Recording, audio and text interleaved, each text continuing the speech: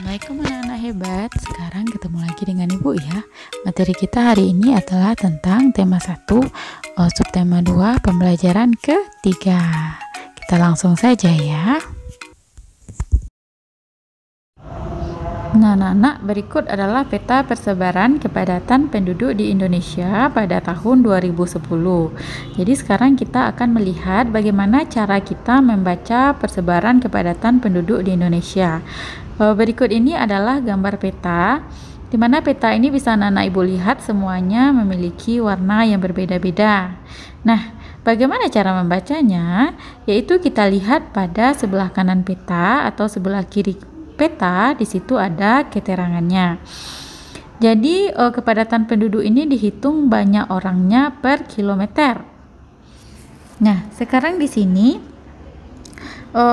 kita lihat ada warna hijau terang, itu adalah dalam 1 kilometer terdapat kurang dari 10 orang. Kemudian warna hijau dalam 1 kilometer ada 10 sampai 49 orang. Kemudian warna hijau muda dalam 1 kilometer terdapat 50 sampai 99 orang. Kemudian warna kuning dalam 1 kilometer terdapat 100 sampai 199 orang. Kemudian warna peach dalam 1 kilometer terdapat 200 sampai 599 orang. Kemudian warna orange itu dalam 1 kilometer terdapat 600 sampai 1299 orang. Sedangkan warna merah dalam 1 kilometer lebih dari 1299 orang. Nah, jadi seperti itu ya. Sekarang kita lihat pertanyaan di buku anak-anak Ibu nomor 1. Itu katanya pulau manakah yang paling padat penduduknya di Indonesia? Bisa kita lihat paling padat berarti orangnya paling banyak dalam 1 kilometer. Itu jelas di sini ya, warna merah. Sekarang coba anak-anak Ibu lihat peta ini mana yang warna merah? Ya, nampak ya? Nah, ini dia. Jadi yang warna merah itu adalah DKI Jakarta. Sedangkan pulaunya Pulau Jawa itu warna oranye, berarti di sana penduduknya banyak. Kemudian pertanyaan kedua, pulau manakah yang paling sedikit penduduknya di Indonesia?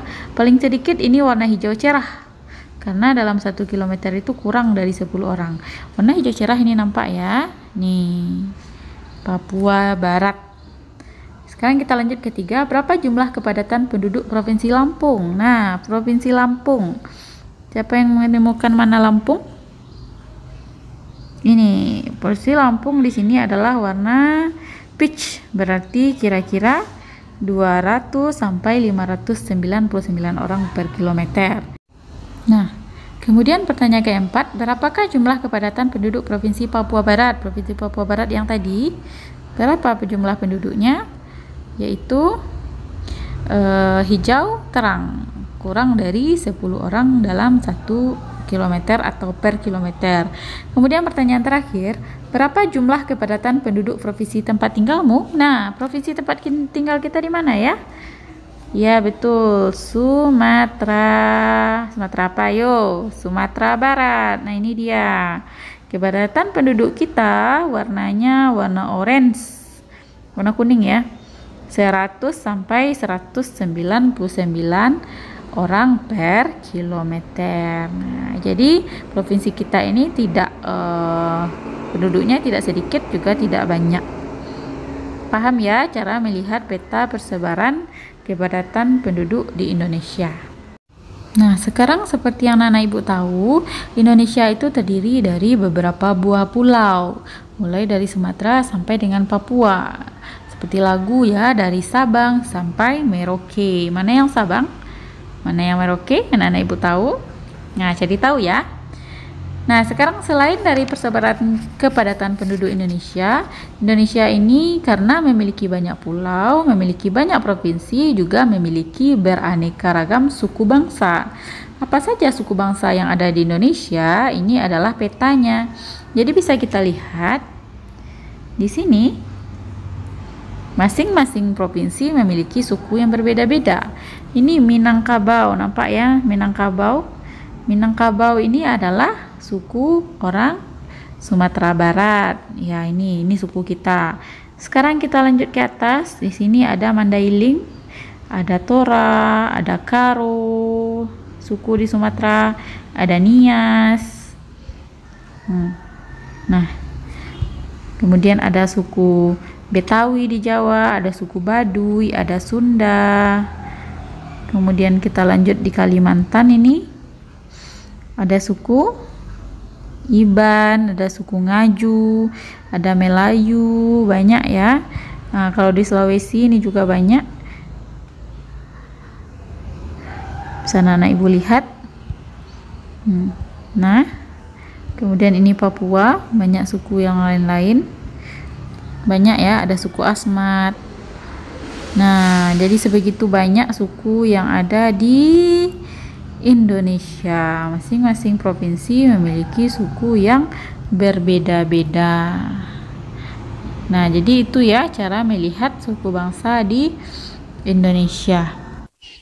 Nah, anak-anak, karena Indonesia ini terdiri dari banyak pulau, terdiri dari bermacam suku bangsa, maka Indonesia juga memiliki berbagai macam pakaian adat.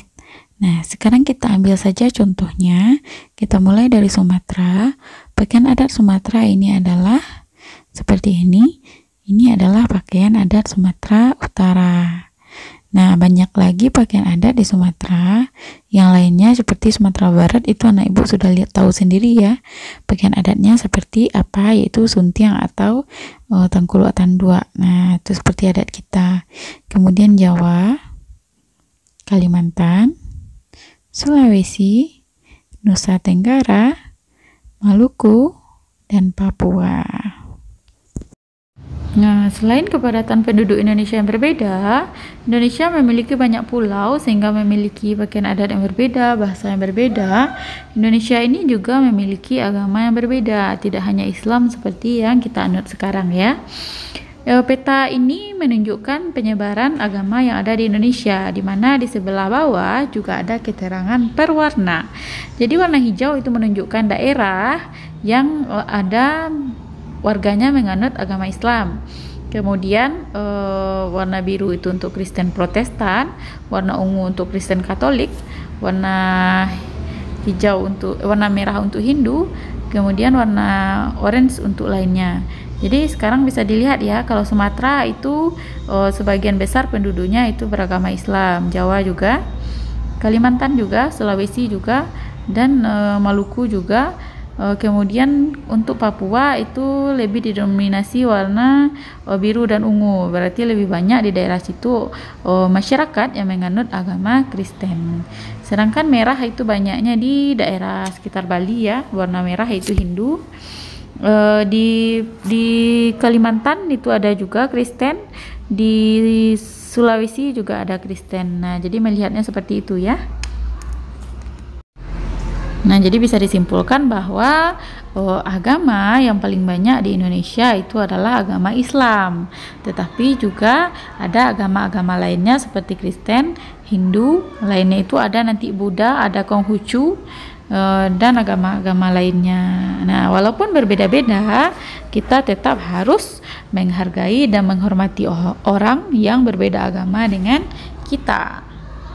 Ayo sekarang kita baca teks tentang kerukunan umat beragama yang ada di Indonesia. Kita mulai dari paragraf 1 ya. Sambil membaca, kita sambil mencari ide pokok bacaan yang kita baca.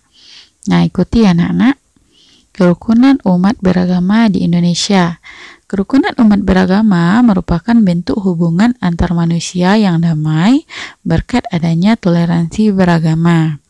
Toleransi beragama adalah suatu sikap saling mengerti dan menghargai tanpa adanya sikap membeda-bedakan dan mengecilkan umat agama lain. Jadi ulang ya, toleransi beragama adalah suatu sikap saling mengerti dan menghargai tanpa adanya sikap membeda-bedakan dan mengecilkan umat agama lain. Nah, mana dia ide pokok paragraf ini? Yap. Nah, Ibu garis bawahi adalah ide pokoknya. Semua sepakat ya. Kita lanjut ke paragraf kedua. Kerukunan umat beragama sangat penting bagi bangsa Indonesia untuk mencapai kesejahteraan hidup. Seperti yang telah kita ketahui bahwa Indonesia memiliki keragaman yang begitu banyak. Salah satunya adalah agama.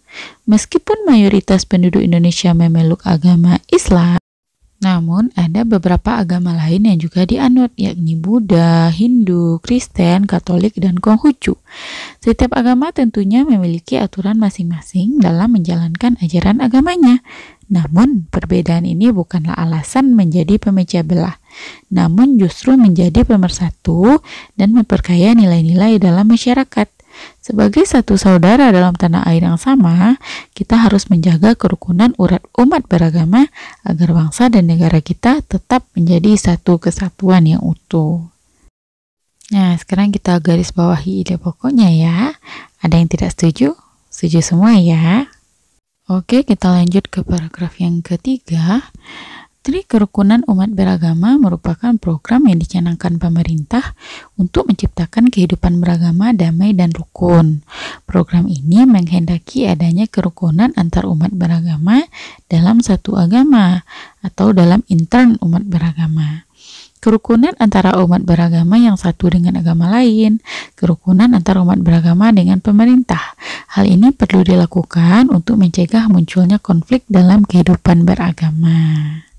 Kita ulang lagi. Tri Kerukunan Umat Beragama adalah program yang dicanangkan pemerintah untuk menciptakan kehidupan agama yang damai dan rukun. Apa itu Tri Kerukunan Umat Beragama? Yang pertama, kerukunan antar umat beragama dalam satu agama. Yang kedua, kerukunan antar umat beragama dengan agama yang satu dengan agama yang lain. Dan yang ketiga, kerukunan antar umat beragama dengan pemerintah. Itu dia ya, Tri Kerukunan Umat Beragama. Langsung saja kita cari ide pokok. Oke, selesai ya paragraf selanjutnya. Tri Kerukunan Umat Beragama bertujuan agar masyarakat Indonesia bisa hidup dalam kebersamaan meskipun banyak perbedaan. Program ini harus diwujudkan agar tidak terjadi pengekangan dan pengurangan hak-hak dalam menjalankan ajaran agama, seperti dalam pendirian rumah ibadah, pelaksanaan ibadah, dan hari besar keagamaan, serta penyiaran agama. Nah, kita lanjut dulu paragraf selanjutnya. Tri Kerukunan Umat Beragama dimulai dengan kerukunan antar umat beragama dalam satu agama. Perbedaan pandangan dalam satu agama dapat memicu terjadinya konflik dalam agama itu sendiri. Oleh karena itu, perbedaan pandangan ini haruslah diupayakan agar tidak saling merasa bahwa pandangannya adalah yang paling benar. Nah, jadi paragraf yang ini tadi isinya tentang tujuan dari Tri Kerukunan Umat Beragama. Nah, kalau paragraf yang ini tadi bercerita tentang kerukunan antar umat beragama dalam satu agama. Jadi ide pokoknya yang ini ya, yang Ibu garis bawahi. Yang selanjutnya disebut kalimat pengembang, betul. Nah, kita masuk paragraf ke-6. Tri Kerukunan Umat Beragama selanjutnya yaitu kerukunan antar umat beragama yang memiliki pengertian kehidupan yang rukun antar masyarakat meskipun berbeda agama dan keyakinan. Dalam hal ini tidak saling mencurigai serta selalu menghormati agama masing-masing. Selain itu juga tidak saling memaksakan agama kepada orang lain. Jadi ini jelas ya, dia berbicara tentang Tri Kerukunan Umat Beragama selanjutnya yaitu tentang kerukunan antar umat beragama. Jadi ide pokoknya adalah yang ini. Paham ya semuanya? Sekarang paragraf terakhir. Ini adapun Tri Kerukunan Umat Beragama yang terakhir adalah kerukunan antar umat beragama dengan pemerintah. Mengandung pengertian bahwa tiap-tiap umat beragama dapat bekerja sama dan bermitra secara baik dengan pemerintah dalam menjaga kehidupan bermasyarakat, berbangsa, dan bernegara. Dalam hal ini, para tokoh agama dan pemerintah sangat diperlukan peranannya dalam mencari solusi yang baik tanpa merugikan pihak manapun. Jadi ini membahas tentang Tri Kerukunan Umat Beragama yang terakhir, yaitu tentang kerukunan umat beragama dengan pemerintah. Nah, paham ya semuanya? Jadi ide pokok ini Bu rasa semuanya sudah paham karena sudah diulang-ulang ya. Nah, jadi kesimpulannya adalah bahwa kita dalam hidup beragama yang beraneka ragam, kita harus saling menghormati, saling toleransi, dan saling hidup rukun antar semua umat beragama. Baik itu dalam agama itu sendiri, baik itu dengan antar agama, dan baik itu dengan pemerintah. Semuanya ini sudah diatur dalam Pancasila, karena Pancasila adalah pandangan hidup bangsa Indonesia. Nah, jika tadi kita sudah melihat teks bahwa sebagai umat beragama kita harus hidup rukun, sekarang Ibu lihat kan beberapa contoh perilaku yang tidak mencerminkan nilai-nilai Pancasila. Pertama yaitu di lingkungan sekolah, memilih-milih teman hanya yang kaya saja, tidak meminjamkan peralatan sekolah kepada teman, mencontek, berkelahi, tidak mau mengikuti upacara bendera, dan mengejek teman itu bukan merupakan perilaku yang sesuai dengan nilai-nilai Pancasila. Kemudian di lingkungan rumah, tidak melaksanakan ibadah sesuai dengan agamanya, tidak mau berbagi makanan dengan anggota keluarga yang lain. Nah, ada di sini tidak ya, bermalas-malasan, membantah orang tua, memaksakan kehendak kepada anggota keluarga, dan berbohong. Nah, selain tidak sesuai dengan nilai-nilai Pancasila, perilaku-perilaku ini juga tidak sesuai dengan norma agama kita. Kemudian lagi di lingkungan masyarakat, tidak mau menjenguk tetangga yang sakit, melarang orang lain melakukan peribadahan sesuai dengan agamanya, minum minuman keras dan berjudi, tidak mau mengikuti kegiatan kerja bakti, ronda, dan rapat lingkungan, suka pamer kekayaan, mencuri, menganiaya teman, dan melakukan kekerasan. Nah, semua ini adalah perilaku-perilaku buruk yang tidak harus kita tiru atau harus kita hindari. Jangan sampai anak-anak Ibu ada salah satunya yang seperti ini ya. Karena jika melakukan perbuatan-perbuatan yang tidak baik ini, selain akan mendapat sanksi sosial dari masyarakat, kita juga akan mendapat sanksi atau balasan dari Allah Subhanahu wa Ta'ala kelak di akhirat. Nah, bagaimana anak-anak Ibu? Kita bangga ya menjadi bagian dari bangsa Indonesia. Nah, untuk lebih jelas lagi, faktor-faktor apa yang membuat kita bangga jadi bangsa Indonesia? Itu yang pertama ada nilai-nilai luhur yang hidup di tengah masyarakat. Kemudian wilayahnya yang luas dan berupa kepulauan. Yang ketiga, letak geografis dan strategisnya negara Indonesia ini. Kemudian yang keempat, besarnya jumlah penduduk. Yang kelima, beragamnya suku, agama, ras, dan golongan. Yang keenam, beragamnya sosial dan ekonomi. Keberagaman yang dimiliki oleh bangsa Indonesia ini tidak terlepas dari luasnya wilayah Indonesia. Meskipun demikian, keberagaman ini bukanlah pemecah, justru harus menjadi pemersatu bangsa dan berlandaskan kepada Pancasila. Nah, anak-anak, sudahkah kamu mencintai bangsamu? Jika sudah, tuliskan sikap dan perilakumu yang menunjukkan bahwa kamu cinta tanah air ya. Silahkan tulis paling sedikit 5 sikap. Sekian dulu ya anak-anak pembelajaran kita pada hari ini. Ingat ya, walaupun kita memiliki suku yang berbeda, agama yang berbeda, warna kulit yang berbeda, dan bahasa yang berbeda, tetapi kita harus tetap saling menghormati, tidak boleh mencela. Kita harus menjaga kerukunan antar umat beragama. Tetap semangat anak-anak Ibu. Assalamualaikum warahmatullahi wabarakatuh.